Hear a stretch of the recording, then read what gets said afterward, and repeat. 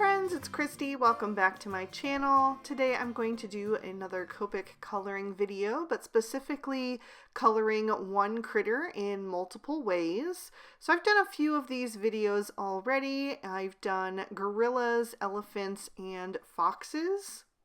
So the first one I ever did was the gorillas, showing you the 5 different gray families that you could use. Next I did elephants, and I even added in an E combo. And then the latest one that I did was foxes. I showed you how to do those in 5 ways as well.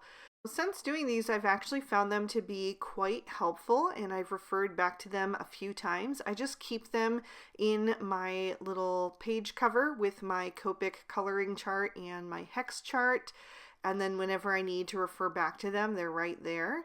Today I'm going to be doing cats. I just thought cats would be a fun one to do. It's been on my mind for a while, and because there are so many different ways to color cats, I'm actually going to be showing you 6 different ways, and then I'll show you 6 more at the end of the video, so stay tuned for that.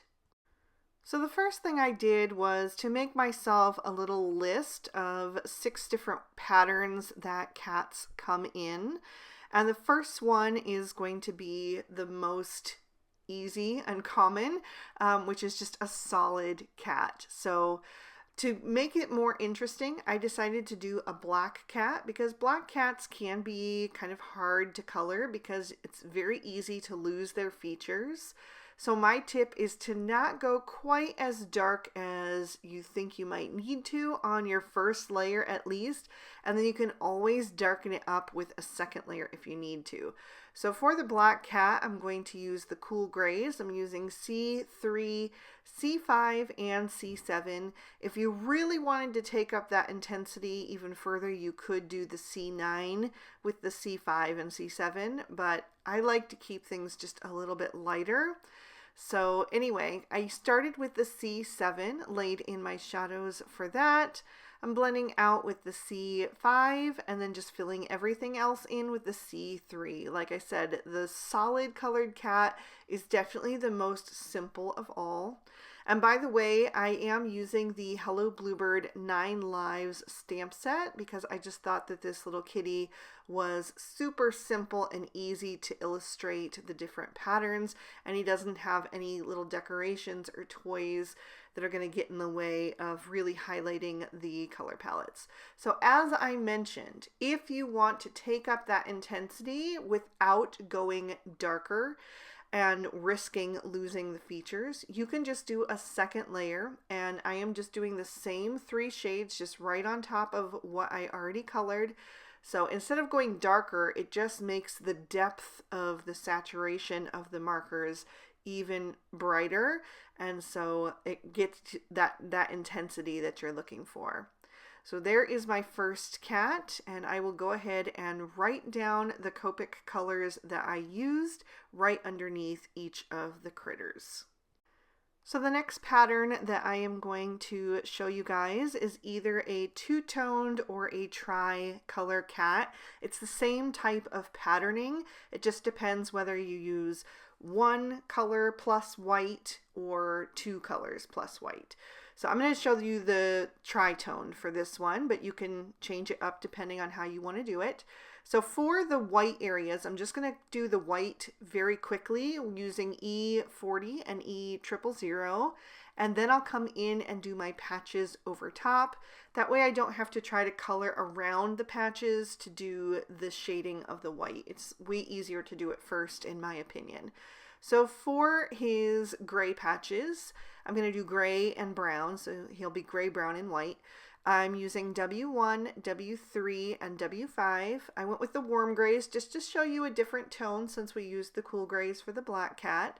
So I'm going to do one side of his face, and then I'll pick a few other little spots on his body that I also want to have some gray patching to them.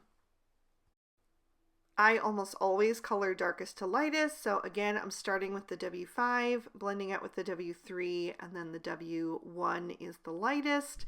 And then for his brown patches, I went with the E30s. I'm using E31, E33, and E35.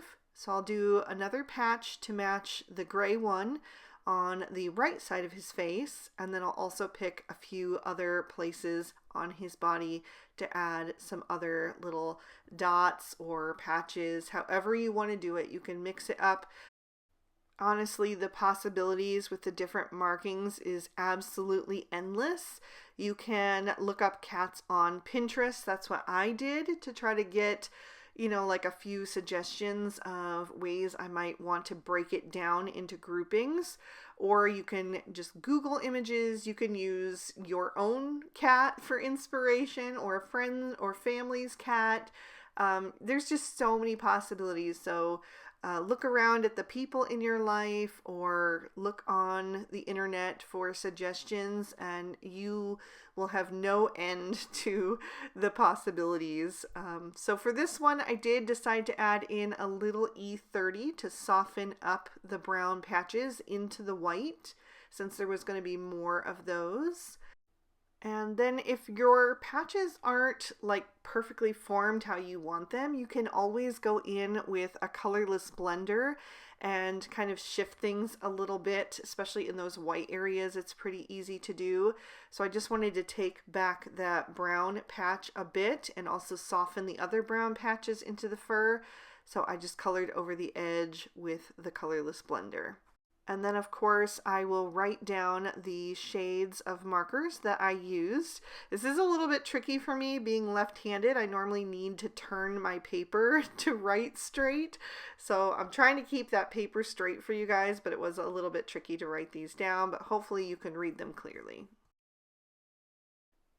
So the third type of patterning I'm going to show you guys is a tiger cat or a striped cat. I decided to illustrate this using some more orangey tones. I really love orange kitties. So I'm going to use YR20, YR21, and YR23 for the base coat. So I'm using that YR23 first, blending out with the YR21, and then I'll use the YR20 for the highlight. But I am going to leave some white areas on this kitty as well. You can color them in fully, or you can leave the white areas. You can make the white areas bigger. It's totally up to you. Like I said, there's just a million different ways to color cats, and these are just a few examples. But you can take these examples and run with them in your own different styles. So feel free to do that. This is just to be a jumping off point for you guys. Because I only left a few little white places on this kitty, I'm actually not going to shade the white parts. Instead, I'm just going to grab that colorless blender again and use that to help transition the areas of the YR20 into the white cardstock. And that will just soften it up along the edges and help it fade into that white a bit more naturally. Then I'm going to come in with the YR12 and start to do some stripes. This is going to be a subtle, almost tone-on-tone stripe. I will darken it up in a little bit just to show you guys there's two different ways. You can make it less prominent or more prominent depending on the style that you're looking for. But all I'm doing is drawing elongated triangles. So it's wider at the top where it starts on the edge of the body and then comes to a point. For the head, I always start directly over the nose and then space one out on either side. And then I place them along the cheeks, the back, the legs, and the tail. If you want to go a bit darker, you can just go up a shade, and that is what I'm doing now with my YR14, basically using that YR12 as a map where to put this darker color now. But I will say that you want to let your base color on your critter dry first for maybe about a minute. If the paper is still saturated and a little bit damp, then the colors are going to bleed out a bit, and your stripes or dots or patches or whatever you're putting on your critter just are not going to be quite so crisp. So that is a choice that you can make when you are coloring. So next up, I'm going to do a Siamese cat. My dad and stepmom have a Siamese cat named Max, so I had to include this in this little range of different patterns. You could also do a Siamese cat in gray tones. I've seen those as well, but I'm going to use the E40s for mine today. So I use the E40 and the E41 to start with the white parts of the body, and then I'm going to start darkening that up a bit. So I'm using the E42 next. I am working my way lighter to darker this time, which is unusual for me, but I have not colored very many Siamese cats, and so when I'm unsure of something, I will typically start lighter and then work my way darker, just so I can build up that color and decide if I want to add more or not.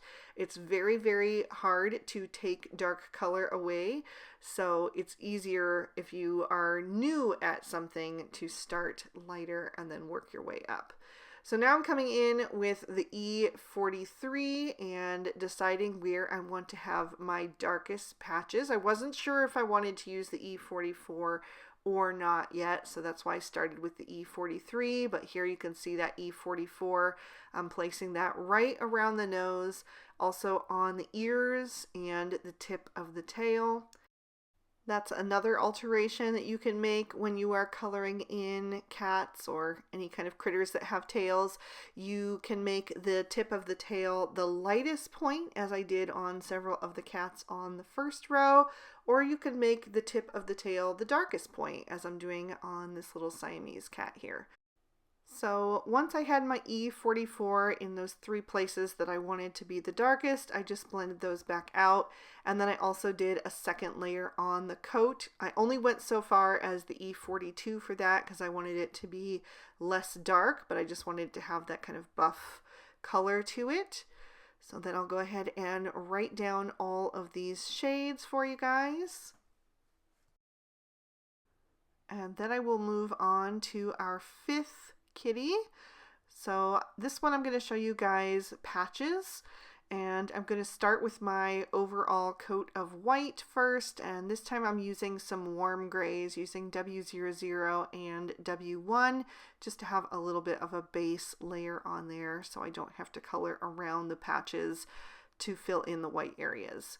And then I will bring in Y11, Y35, and Y38. So this is going to be more of like a golden yellow. And we're just going to do different small little patches. You could make them larger, you could make them even smaller. It really depends on what you want to do. But I am always starting with the darkest shade, the Y38, blending out with the Y35, and then using a bit of that Y11 to brighten up that combo and you have something a bit softer so it fades into the white areas. So I'm going to give him a yellow ear and a yellow patch around his eye, and then I'll just pick and choose a few other places down his back and on his legs, just anywhere that I think they should go, just very random picking places and blending those out. And I think this looks super duper cute. You could also add in a secondary color of patches. So you could do like yellow and brown, or yellow and gray, yellow and black, or any of those. You could do gray and black or black and brown. Any of those would work and I think would look really adorable.